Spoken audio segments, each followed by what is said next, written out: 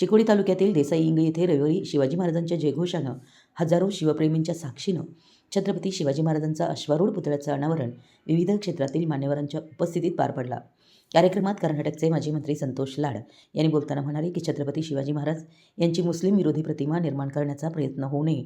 Doctor Babasaheb Ambedkar, Gautam Buddha, Mahatma Basaveshwar आणि छत्रपती शिवाजी महाराज यांच्या विचारांमधून सामाजिक ऐक्याचा संदेश मिळतो, असं संतोष लाड यांनी नमूद केलं। शिवाजी महाराजांचा वारसा हा कोणत्याही एका समाजाचा नसून संपूर्ण मानवतेचा असल्याचं स्पष्ट केलंय।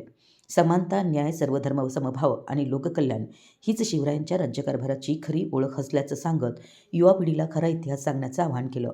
प्रारंभी राजाराम माने यांनी स्वागत तर शंकर पवार यांनी प्रास्ताविक केलं। अध्यक्षस्थानी विधान परिषद सदस्य प्रकाश हुक्केरी होते। यावेळी आमदार गणेश हुक्केरी, खासदार प्रियांका जारकिहोळी, सुप्रिया पाटील यांनी शिवरायांचं महिला संस्थान, शेतकरी हित, लोकाभिमुख प्रशासनातील योगदान अधोरेखित करत आजच्या काळात त्यांच्या विचाराची अधिक आवश्यकता असल्याचं व्यक्त केलं। यावेळी माजी विधान परिषद सदस्य महांतेश कवटगीमठ यांनी आपले मनोगत व्यक्त केले।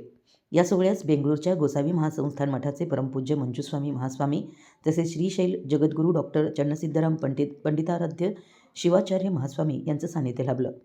कार्यक्रमात श्रीमंत पाटील, अजितसिंह निंबाळकर देसाई, राहुल घाटगे, स्वरूप महाडिक, दिग्विजय पवार देसाई, पद्मश्री डॉक्टर प्रभाकर कोरे, KP मगेनवर, मराठा समाजाचे अध्यक्ष अण्णासाहेब शिंदे, ज्योतिराम यादव यांच्यासह मराठा मंडळ देसाई इंगळीचे सर्व पदाधिकारी, कार्यकर्ते व ग्रामस्थ उपस्थित होते।